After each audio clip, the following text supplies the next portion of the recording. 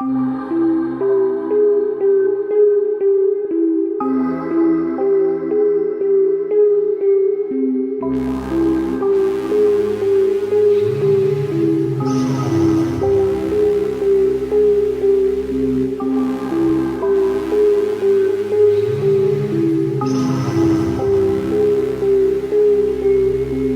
and welcome back to Journey Through Sci-Fi. My name is James. And my name is Matt. And it's a new year.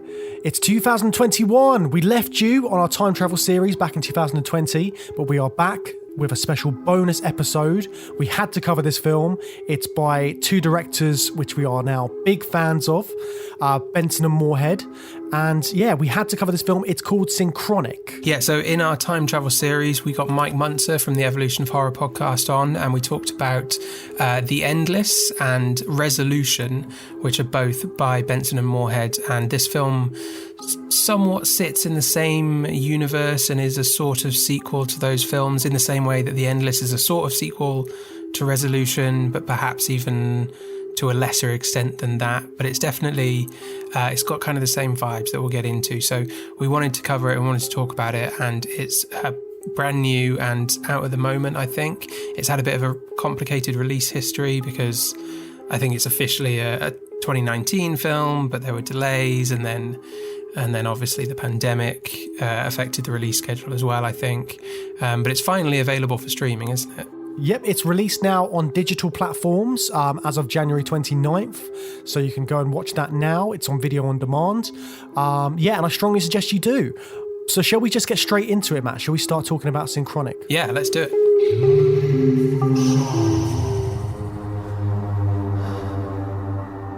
You know, they say we see everything once in this gig. Pretty sure we've never seen this. I think they need help.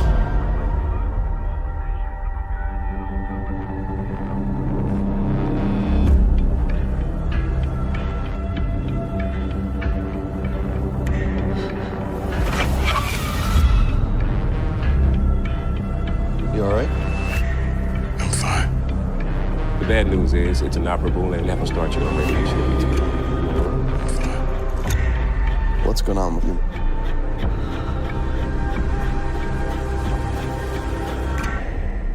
I want to know that there's meaning in the things I do.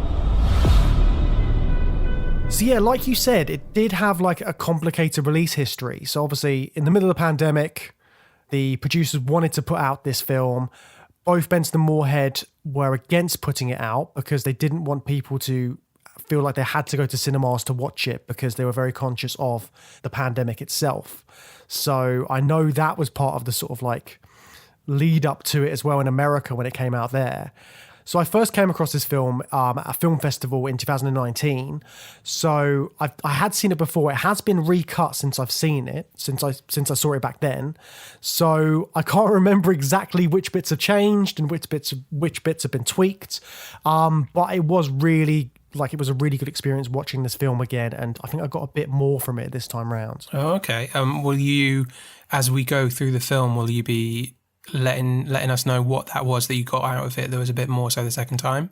Because their films, The Endless and Resolution, definitely The Endless rewards repeat viewing. I haven't seen Resolution a second time yet, but I'm looking forward to doing that, and I can see how there would be you'd get more out of it the second time. So will you be able to talk about that a little bit as we go along? Yeah, I think once you've seen this film once and you kind of know the crux of what's happening, then when you watch it again, you notice extra stuff, and it's kind of like you're less trying to figure it all out as more sort of like going along for the ride, knowing where the destination is.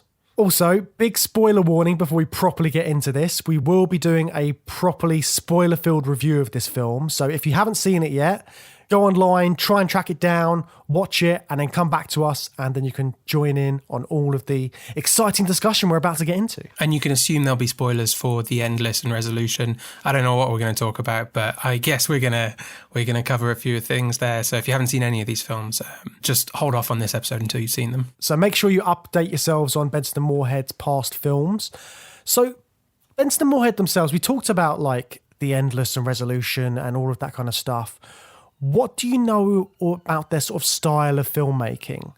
Like, how do you feel about them as directors, and what do you think they bring to this? They do know how to bring a real sense of dread into their filmic universe, don't they? And they're getting, I think, a bit more efficient at doing that, because what you notice in the first act of Synchronic is that it's all just dread. You know, we're introduced to these two paramedics who are dealing with really horrible drug overdose situations, but they're not just drug overdoses. Some other awful thing has happened to all of the bodies or victims that they're called out to. And we just see it in such a jarring, rapid succession mixed with drug abuse and unhappy lives. That seems to be their style, that just a general sense of unpleasantness mixed in with a feeling of the supernatural happening as well. And it's kind of like what's going on is reflecting the characters' mindsets as well. And like you said, sort of what's happening in their own personal lives. And it's kind of like extending its way into this sort of like this fantasy world that's being created. So like you said, there's the main characters are paramedics. There's a new drug on the scene, a new designer drug. And it's having sort of weird side effects. So that they're going to lots of sort of like 911 calls. They're going out and they're finding these people which have OD'd, but they're dying in quite weird and horrific ways, aren't they? Yeah. So what's the first one they're called out to? I think he's been, it's a guy that's OD'd, a couple that's OD'd. The girl is okay. They get to her in time. And I think he might even say that it's a heroin overdose. I don't know if that's just an assumption because he doesn't know what the drug is yet, or if that's how he's able to save her life, is it's heroin, not this designer drug, Synchronic. But the guy on the floor has got like a stab wound going all the way through his chest that would have to be like a 3-foot long knife to have caused a wound like that. Yeah, and it's really weird because there's no, when they're on the scene, there's no sort of evidence of how that's happened. And like the person, the woman who's there, she's completely out of it. So they can't get any decent sort of answers out of her. So it's very sort of mysterious as to what's happened in this case. And she said something like, I could hear French in the wind high off of her face. She's saying this stuff. Oh, I missed that. Yeah, it's like little bits which I picked up on again watching it this time. What you do catch a glimpse of is the sword, presumably the sword that caused the wound, but it's, it looks like a Klingon batleth kind of thing. It's like the metal's all stretched and spread and there's holes. The total width of the sword is like 5 times what a sword's width should be. I mean, I was a bit confused about that. I thought it was just an incredibly ornate, fancy sword of some sort for whatever reason. We don't find out. We get an explanation for why it looks that way later in the film, but in the context of that scene, it's just a mysterious, weird thing that has apparently come out of nowhere and stabbed this guy through the chest. I'm talking about sort of like the dread and the mystery of this, and the fact they're in this sort of like crack den, what looks like a crack den.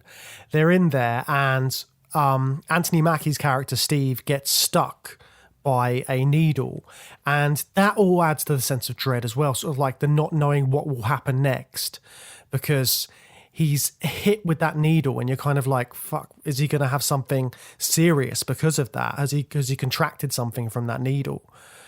And it's sort of like that all adds another layer to it, doesn't it? Yeah, because they're going to some not very nice locations in New Orleans. They're going to the most rundown places. I think they go to like abandoned places, like the body that's burned. It looks like it's in an abandoned theme park or something. I'm not sure if that's just because it's cleared out, but everything just looks really dilapidated. Or it's a crack house because they're on the night shift, aren't they? So the implication is that they're getting the weirdos and the druggies. That's the kind of people that they get on the night shift. There's the guy that's like a voodoo priest and just ranting and raving in I guess Creole or something, and completely off his face. Probably not just on Synchronic, but he's holding a bottle of booze, I think, as well, and he's just yelling at them while they're trying to help him. And they find him in like a like an abandoned building as well, don't they? Everything's just run down and miserable. Well, it's post Hurricane Katrina, isn't it? So it's a New Orleans which has those kind of like rundown spots around it. So they're specifically focusing in on those places to try and sort of like to again add to that sense of dread and foreboding, and it's sort of deterioration as well. So it's like this is reflected in the sort of the time aspects of the film, and it is a time travel film. It's got time travel in this film, and it's something that's sort of like prevalent throughout it is this idea of things changing over time and sort of like trying to live in the present, and all of that stuff is reflected in sort of like the setting of these, like you said, the dilapidated theme park and the abandoned places.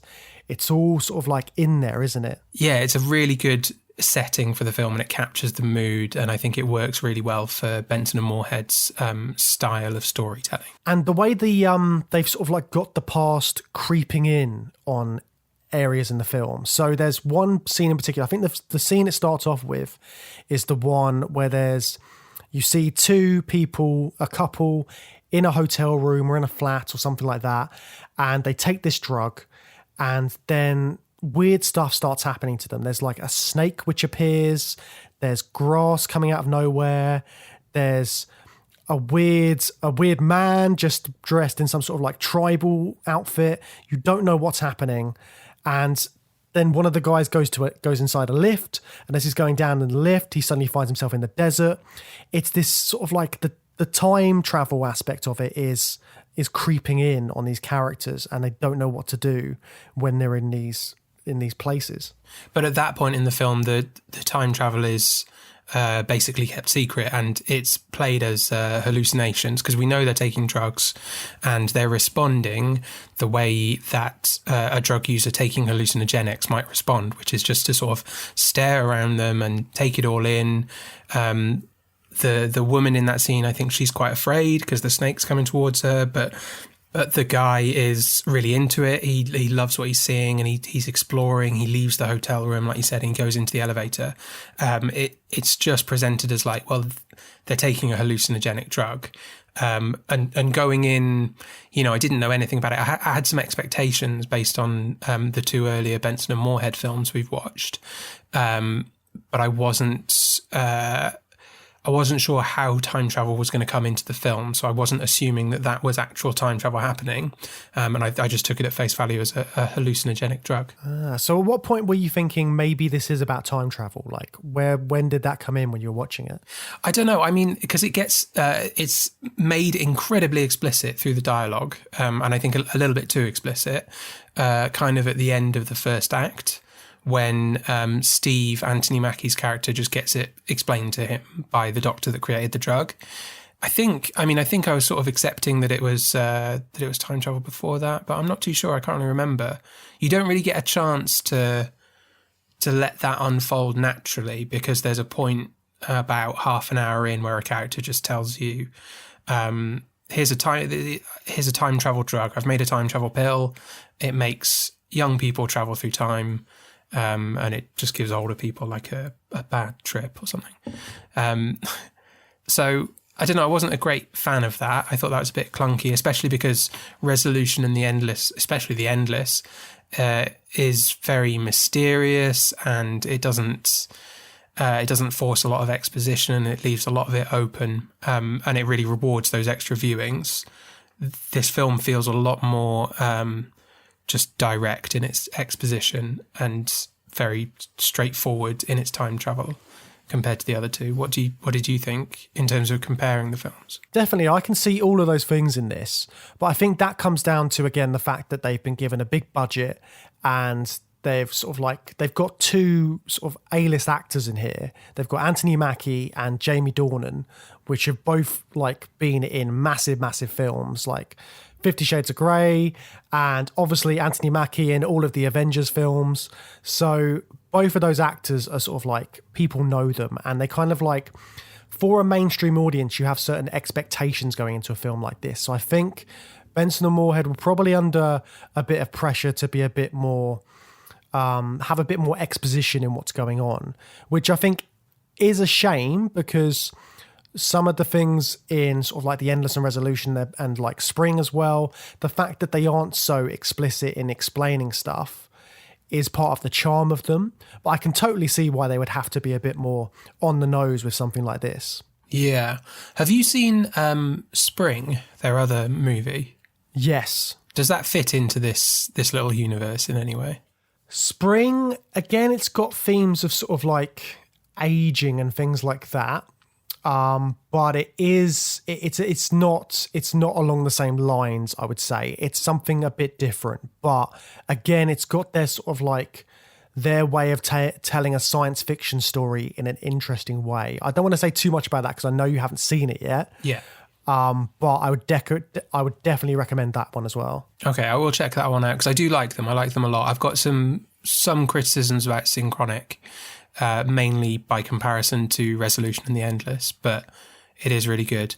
And I would also say that like those expectations that I had and the kind of things that I liked from Resolution and the Endless that I was hoping would be in this, that gave me some expectations that dampened my enjoyment of it a little bit.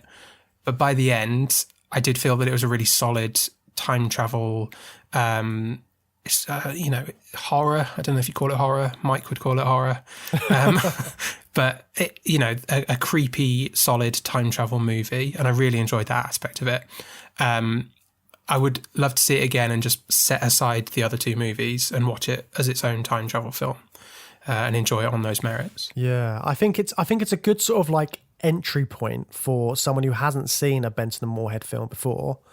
If you say like, go in, watch this, see if you like it, and then if you like this, you will love these other ones because they do them in a different way and they're sort of like they're more interesting in lots of sort of like the themes and stuff. But I feel like this film as well, they didn't properly have enough of a chance to properly get into some of the deeper stuff in the storylines. Like the two main characters are great, and I think Anthony Mackie does a great job in this film. Like I really enjoyed his performance, and I think he's not been given sort of like the opportunity to be a leading man as much because he is kind of like in the ensemble of the Avengers films. He kind of like gets lost in that quite a bit.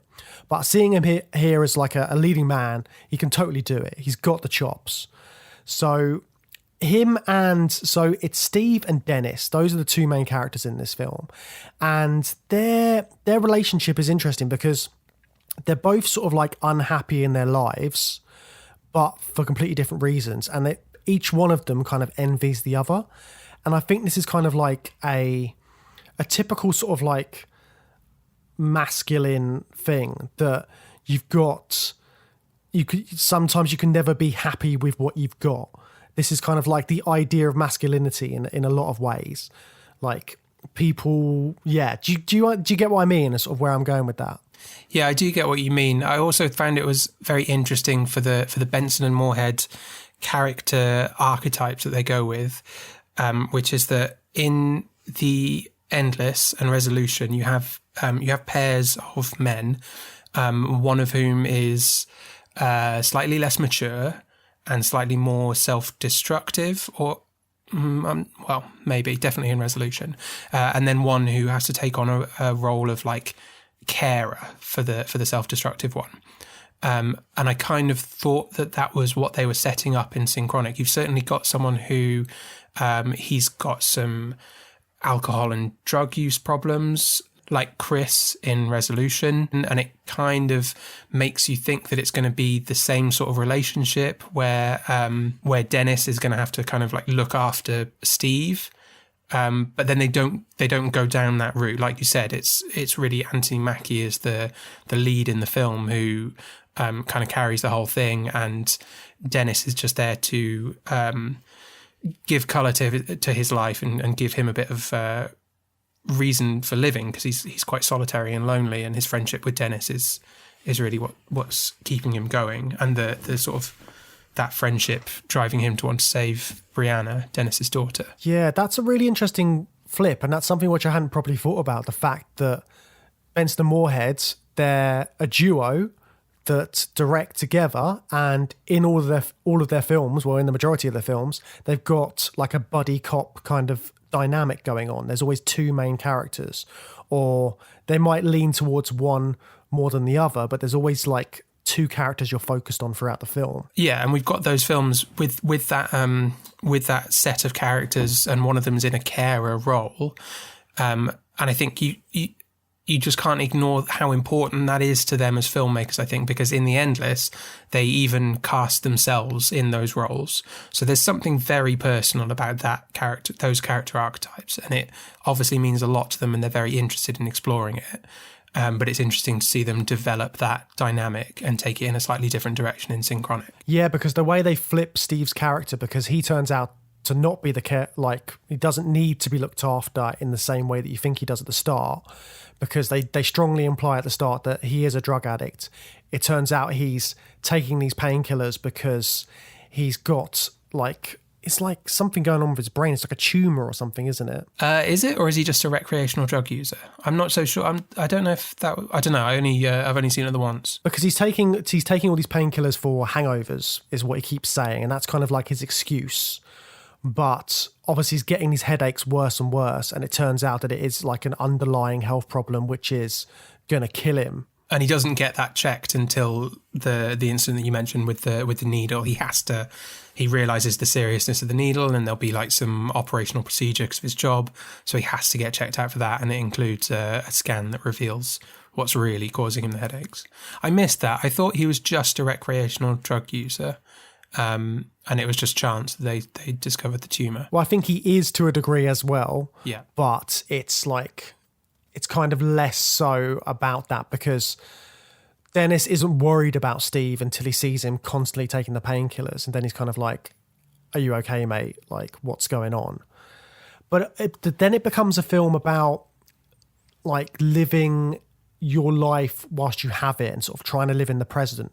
And that's like a main underlying theme throughout it. Like the fact that Steve is looking sort of like death in the face, it's coming for him, is kind of like, it adds to the jeopardy of it, and it kind of like, it propels him into doing these things to try and save Brianna, who is Dennis's daughter, who's like has disappeared. Yeah, it adds jeopardy, and it becomes like a little superpower for him, because it makes him realise the importance of using what time he has left, and it's also, you know, the risk of him dying in these time travel experiments that he's doing is less to him, because he knows he's got a finite amount of time left to live because of the tumour. And I think like the fact that Steve is black as well, there's lots of racial undertones running underneath this film as well, which I don't think Benson and Moorhead get a chance to really sort of delve into.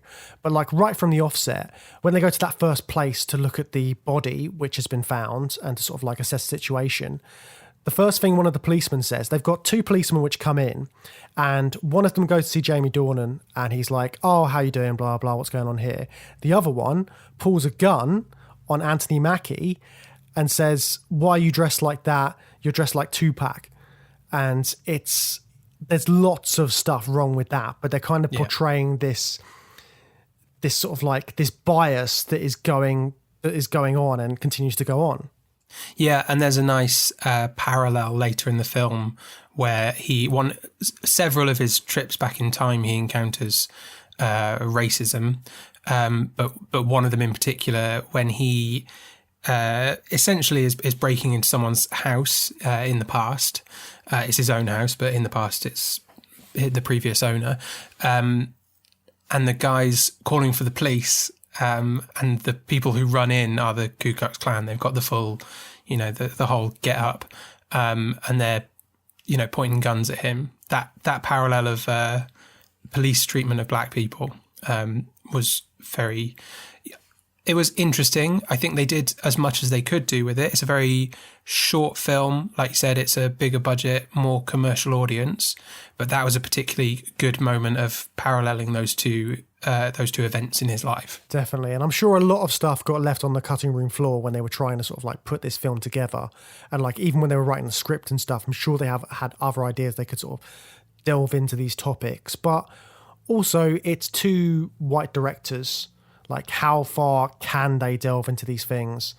And like how far should they delve into them? Is it better to have that kind of story told by a black director? Yeah, fair point. Yeah, and that's something that they've got to figure out for themselves, haven't they, in the making of the movie, and ask some difficult questions themselves. And yeah, but I liked what they ended up with. I thought they did a decent job there.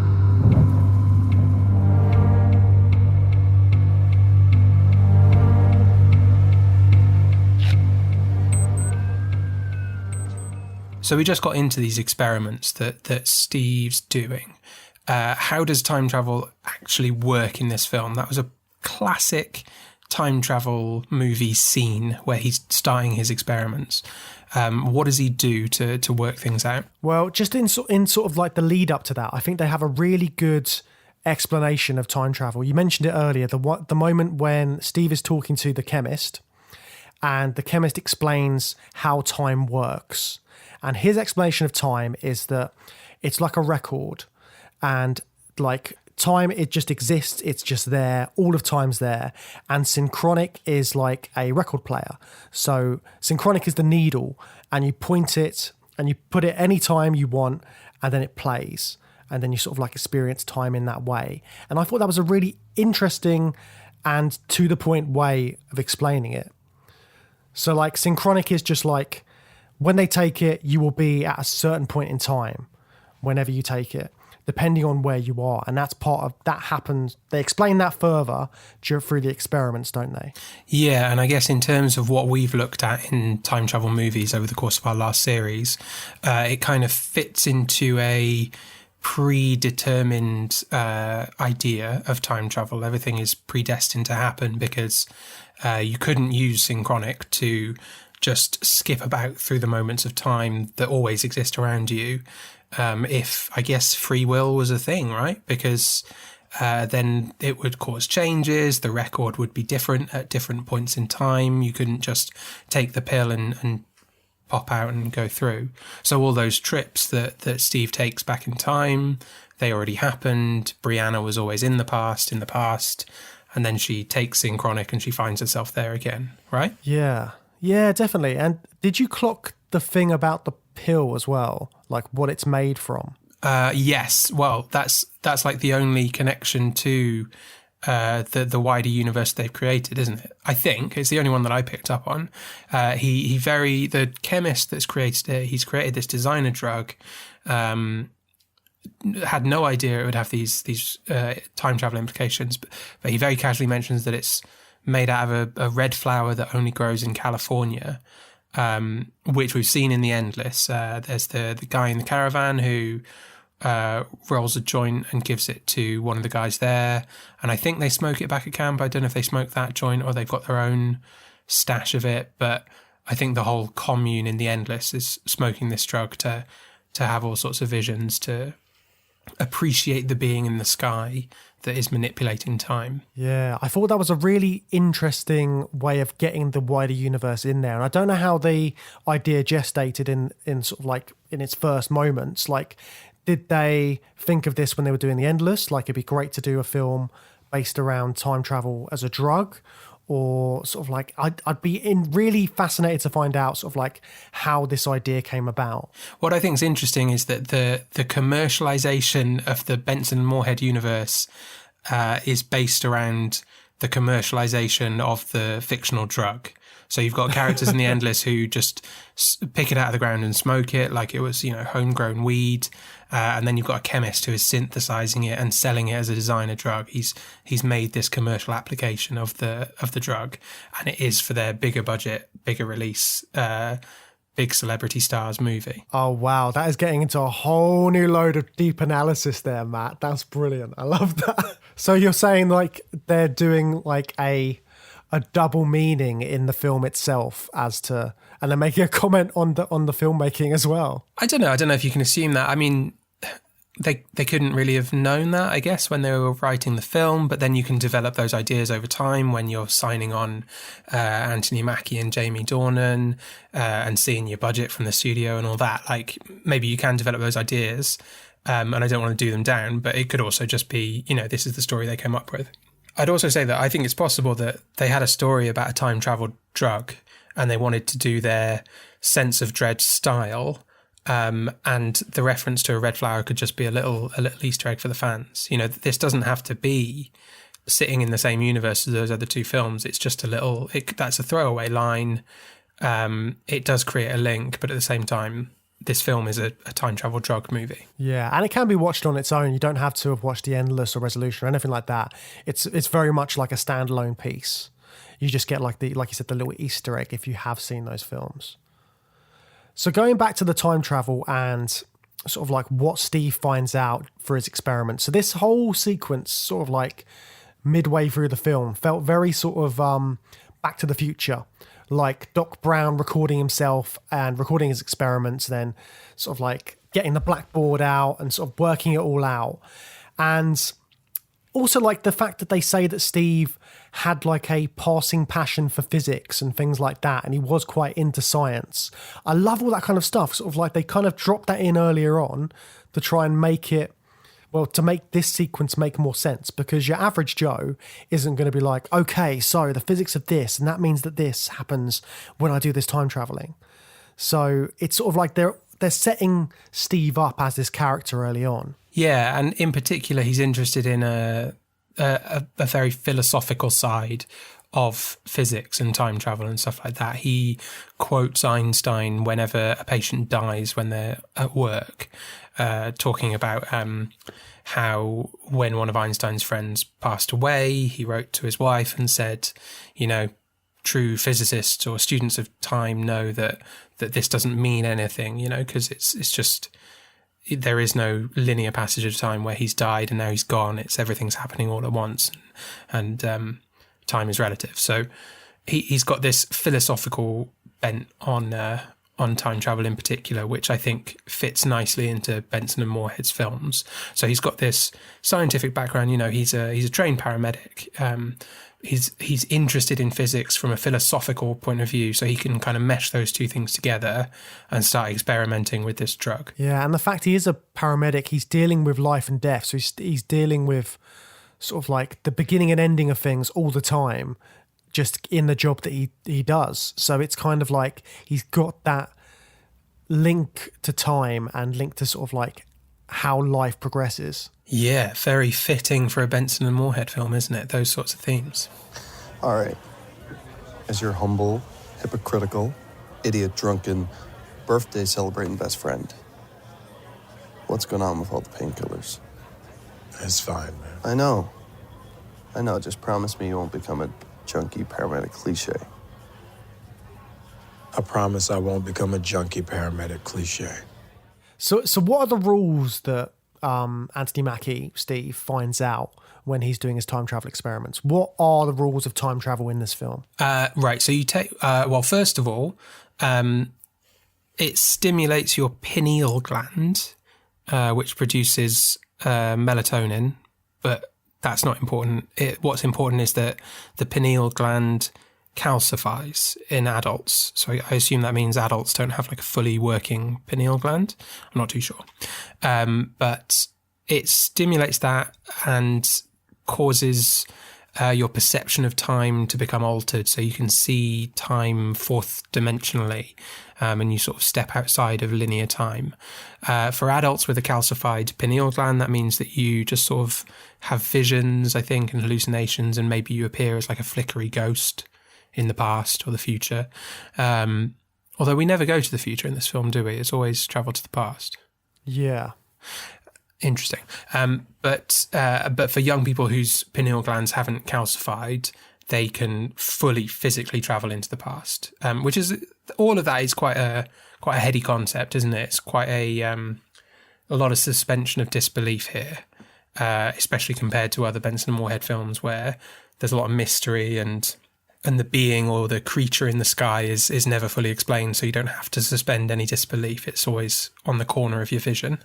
But it's all just laid out in a very straightforward way, and you've just got to get on board with the concept, haven't you? And the way they say, like, the way that the time travel works in terms of when you take the drug and where you go is interesting as well. So in the film, they're saying that you have to be in a certain position, a certain place, to go back to a certain time period, and each different spot around your room would take you to a different place in time, which I thought was really interesting as well. And that works with the record analogy.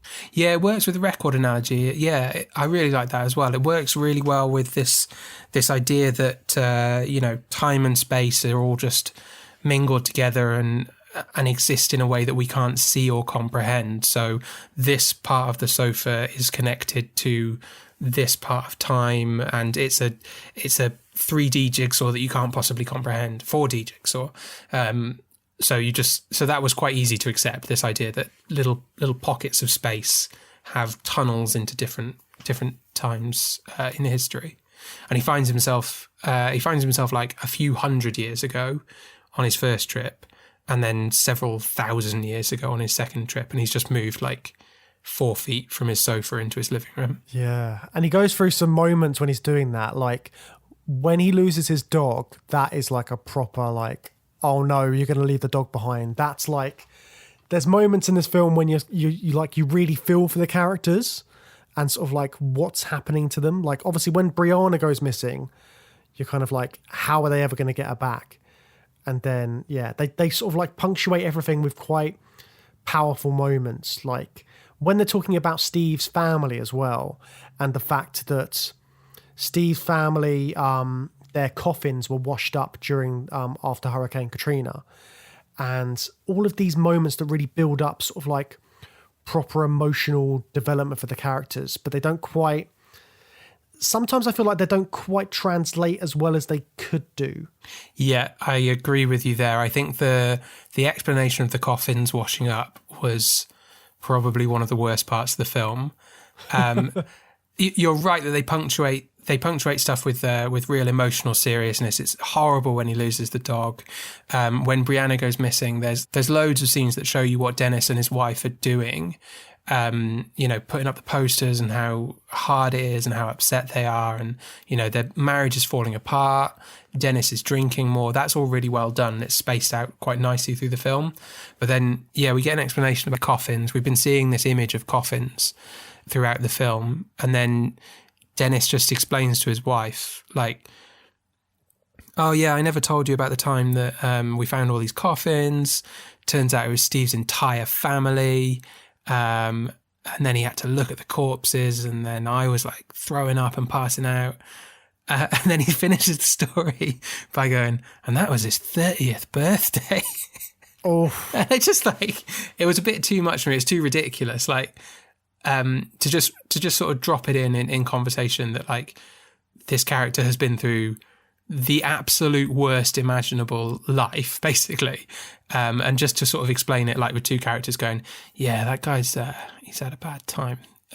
Yeah, they're just trying to shape him more though, aren't they, as a character? But I do know what you mean. It is very over the top looking back at it now, but like the imagery of it as well, I think is quite harrowing. Like that idea of your family. Absolutely, like, yeah. Yeah, and I think it could have been done a bit more effectively. Like, I think the 30th birthday thing, that was a bit much. It was You're the 30th right. birthday line for me that took me out of it, because it was just like, how can we make this even worse? Well, what if it was his birthday? It was structured like a joke was the problem, and saying it was his 30th birthday was the punchline. You know, the way it escalates, and then there's a topper. That's the structure of a joke. And it was so inappropriate to structure that conversation that way for explaining an incredibly tragic backstory for the character. So let's get back to the Future like experiments that he's doing. That was really cool. That was really fun. I think that was the point in the movie where I was kind of letting go of the comparisons to the other movies and just enjoying it as its own thing a bit more as a time travel film. Yeah, what was it about it that made you think of the doc in particular? I think it was the fact that he grabs an old video camera and he's sort of like, he's explaining how the experiments have gone and he's showing you the experiments and that kind of thing. Because that, of course, that is very Back to the Future. And like there's moments in the Back to the Future trilogy where you see old recordings of the doc and that kind of thing. So it's all this sort of like this mad inventor, like doing science experiments kind of like vibe that you're getting from that scene, which I really enjoyed. I love all that because it's kind of like it's harking back to that rich history of science fiction where you've got someone figuring something out, and it's like a remarkable discovery. And I suppose he's got his whiteboard as well, which is slightly reminiscent of the doc drawing the timeline diagram explanation. He's writing down his scientific findings, isn't he? He's like, finding number 1, the location effects where you go and stuff like that. And he's producing this document. Well, it's in the event that he dies primarily, isn't it? He's going to die of a brain tumour. He's maybe going to die by taking a very dangerous drug. He might die from going to the past and never being able to come back.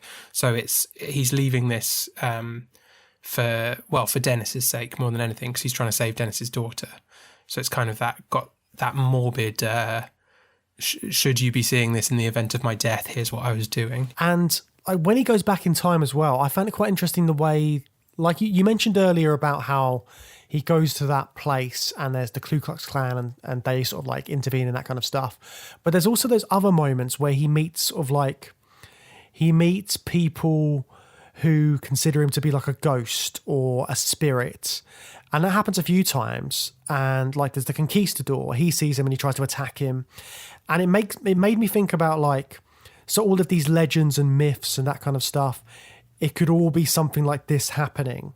And you get someone who's taken Synchronic, and then people think and then they write this legend about it and this myth. And I kind of liked all that kind of aspect as well, because again, it's like leaning into this idea of time and then telling stories about things that happened previously and all of that kind of stuff. I really enjoyed that. Yeah, this idea that adults I think the scientist that created it, again, it's just a casual thing that he references. He says that adults appear as ghosts. I think that's what he says. I think that's the language he uses. And the conquistador yells ghost and goes to attack him. So yeah, I like that idea that, yeah, they're kind of appearing as just visions in the past, and because it has always happened, because the record always exists, then yeah, that does feed into ideas of where those types of stories come from, doesn't it? And there's one big thing that Steve finds out when he's doing these experiments as well, is that you can take things back with you when you go back into the past, which is, once he realizes that, he basically figures out that Brianna is trapped somewhere in the past. So he needs to figure out where the exact spot is that she took the Synchronic, so that he can go back and try and sort of like get her back to the present. Back to the future. Yeah, and that's where they introduce like another weird quirk to this movie's time travel rules, which is that physical objects come back warped if you bring something back. That's why he's found some artifacts from the corpses that they've been dealing with at work. There's an old coin that's like, it looks like half of it's been pulled and stretched and is kind of melting and dripping but solid.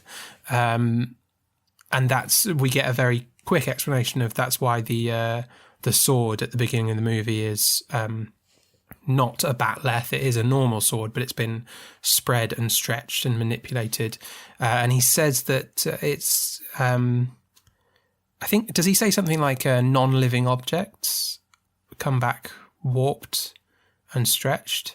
And that's why he wants to take his dog, because he wants to check that that living objects, biological objects, are going to be okay, because he needs to confirm that, because otherwise he can't save Brianna. She's going to come back all stretched and distorted. Yeah, I think it's something like that. Or if other people still have hold of the other objects. I'm not 100% on that.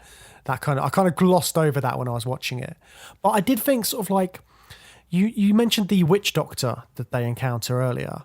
So part of me thought when I rewatched it that maybe that the witch doctor was from the past and that he was brought in, because he doesn't talk to them in English at all.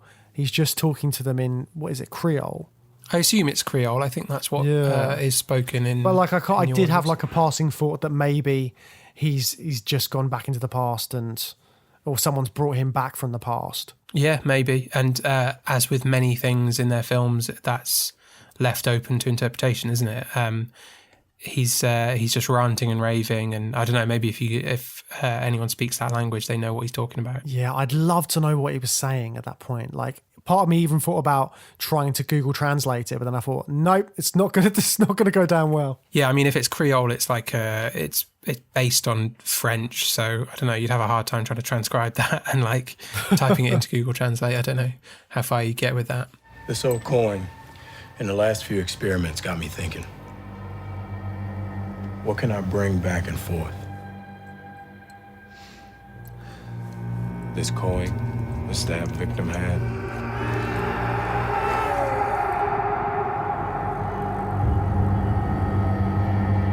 The doorknob in the theme park.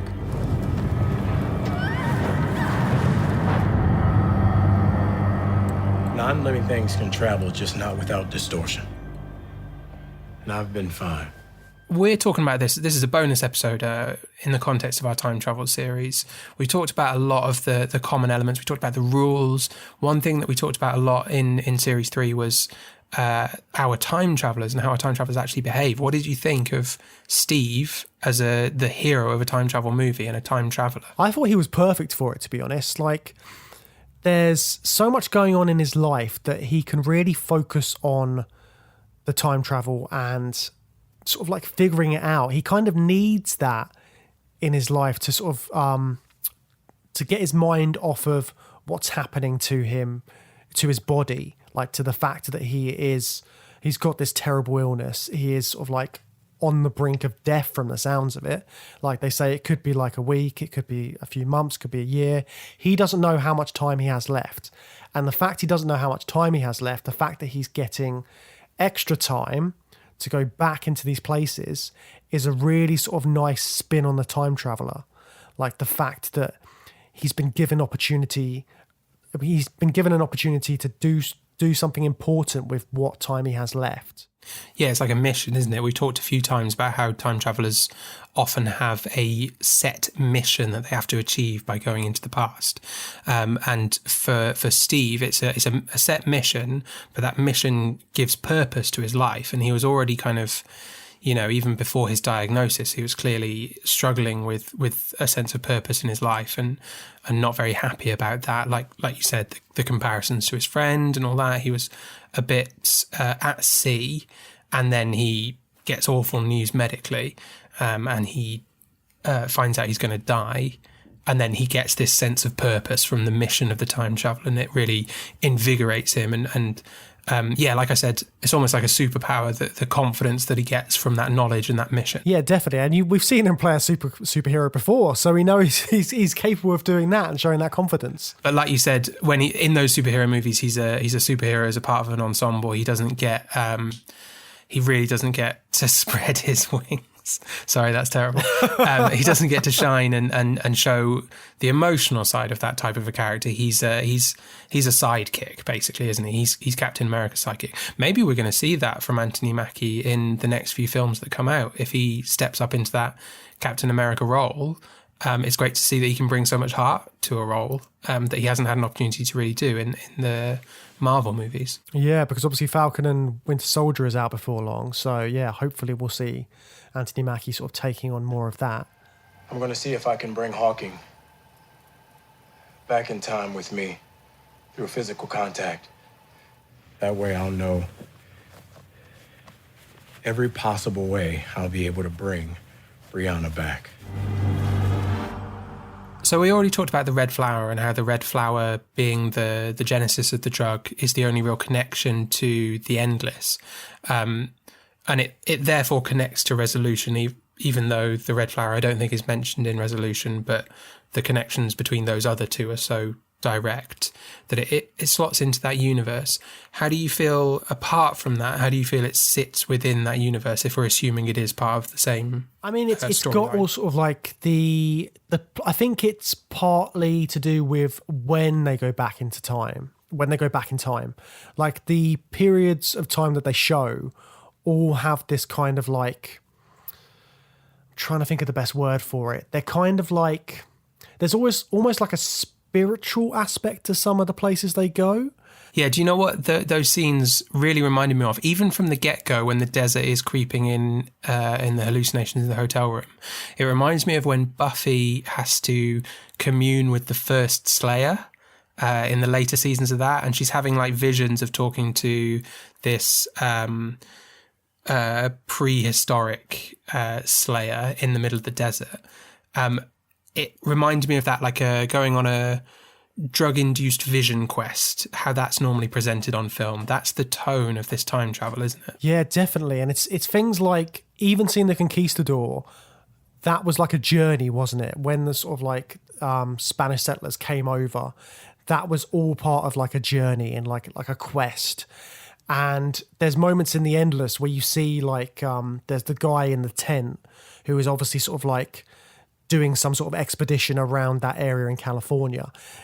When they go back in time, it's people which are on some sort of journey almost. Yeah, I think there is a bit of that, and it fits into some of the stuff that they've done with the characters that we saw in California in the other films, people who are kind of on the edges of society, and I mean that in a geographical sense, you know, people who are physically removing themselves or going out of urban areas on some kind of self-discovery, I guess. That feels like what's going on with the characters in the other two films.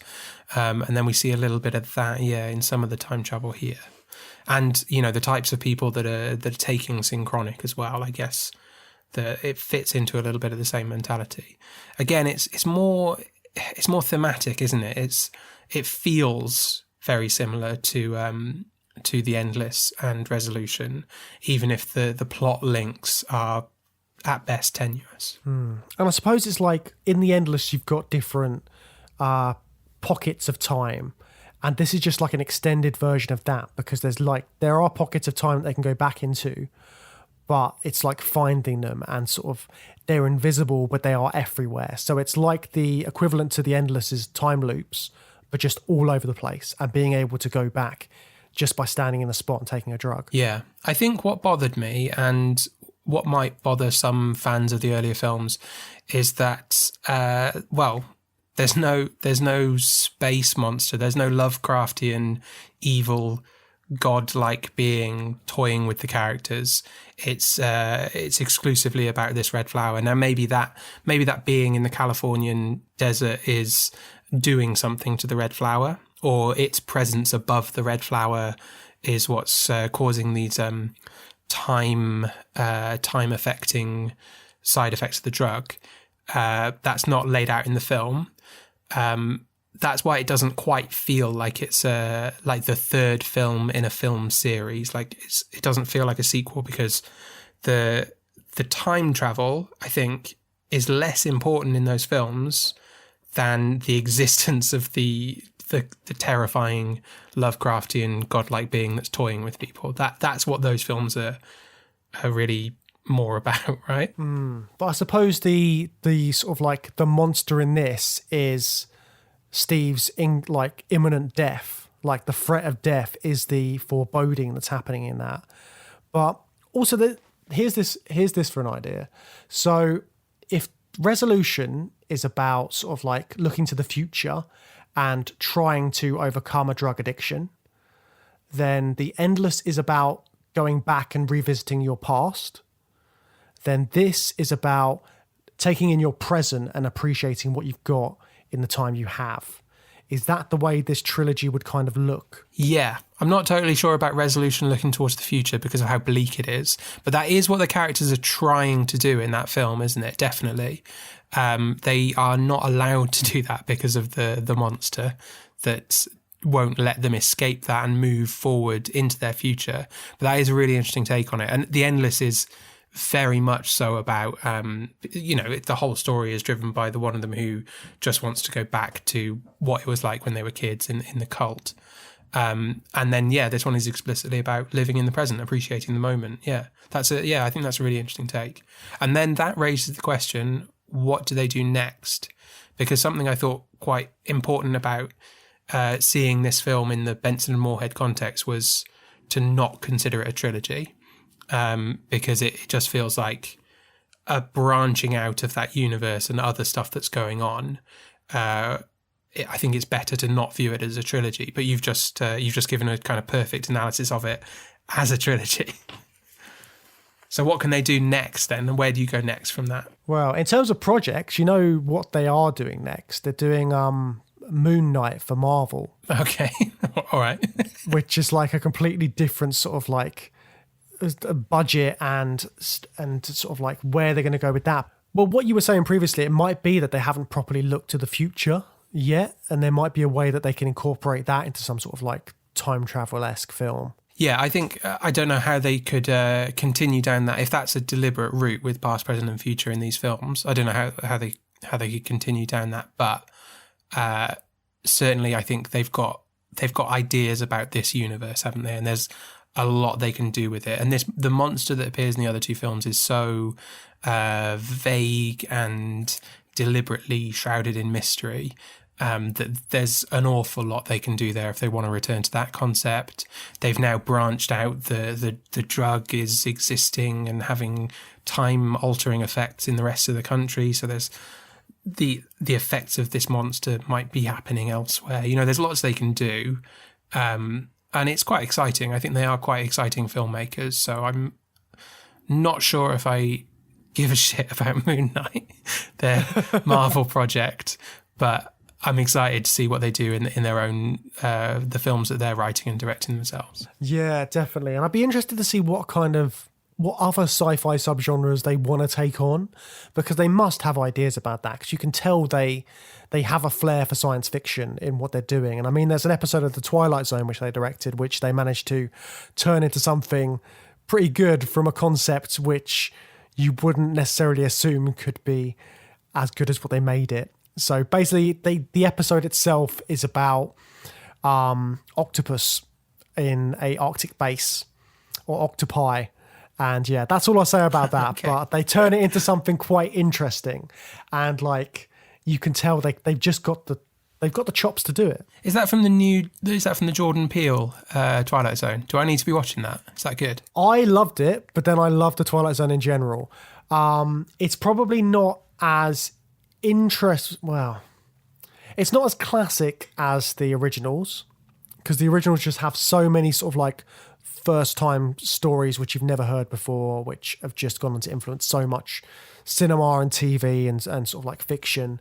But I think Jordan Peele's like new series has some interesting spins on things, and I definitely think it's worth a watch. If you're a sci-fi fan and you like these kind of like interesting stories which are about something completely different each week, then definitely give it a go. And obviously, because it's Jordan Peele, he deals with some quite heavyweight concepts and things like that and themes.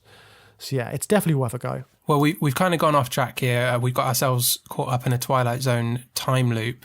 But to get back to the film, speaking of being trapped in a time loop, well, it's not really a loop, but Brianna's still trapped in time, right? We haven't talked about the end of the movie. Steve's got to get there and save her. By the end of the movie, they think they've figured it out, and he's got to make that final trip. What did you think about the final act? So throughout the film, you're seeing all of these so you see things which have been carved into stuff. So there's like the stone, which is very important for the end of the film. And you also see this tree with like stuff with like a heart carved into it. I don't know what relevance that has to it, but they make a point of pointing these things out with the shots early on. Like specifically the rock, which you see Brianna on top of, which turns out to be the spot where she took the Synchronic in the first place. So it's got all ways carved into it. And that becomes really important, because that's how they figure out that Brianna was there and that she must have carved it.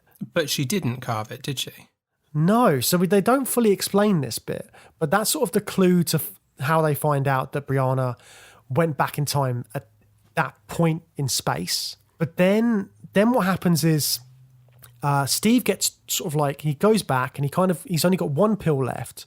So the Civil War's happening, bombs are flying, everything's going crazy, finds Brianna in a trench, and he gives her the pill. And then when she takes the pill and gets back to the rock, she's able to go back. Yeah, because the rock's the location. Locations are, anchored in some way. He doesn't, has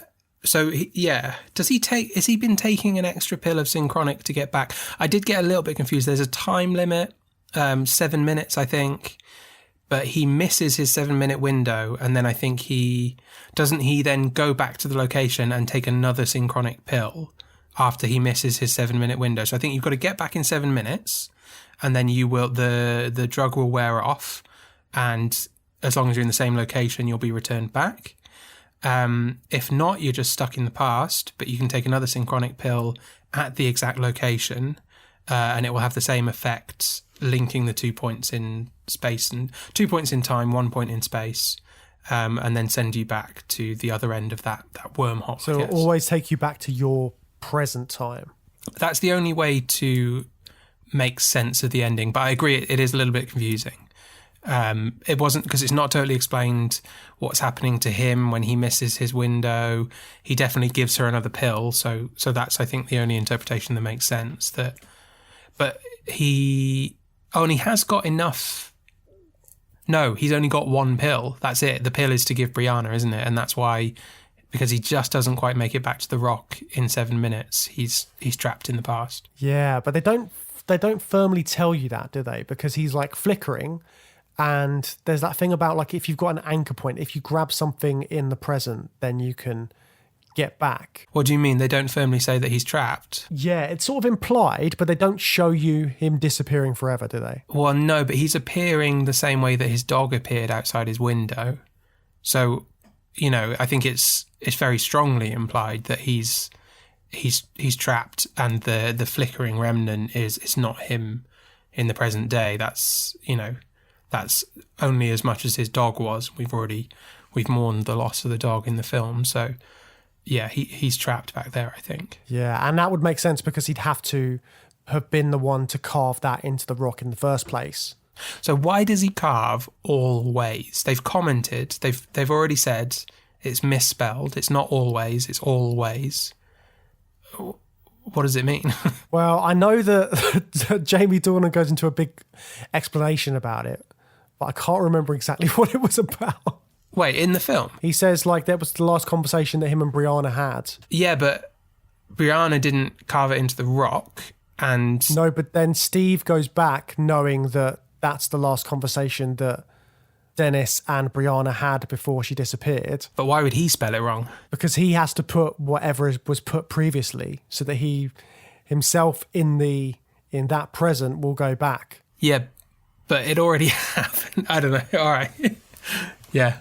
No, I'm lost. I'm lost in a predestination paradox once again. I thought we were done with this, James. You can't escape the predestination paradoxes. No, because they've already happened. All right, well, that brings us to the end of the film, doesn't it? That's it. It's got a crazy ending. We're not quite sure what to make of it. But Steve, poor old Steve's been trapped in the past. He's left there. He's got to live with the crazy Civil War people, which are treating him like a slave.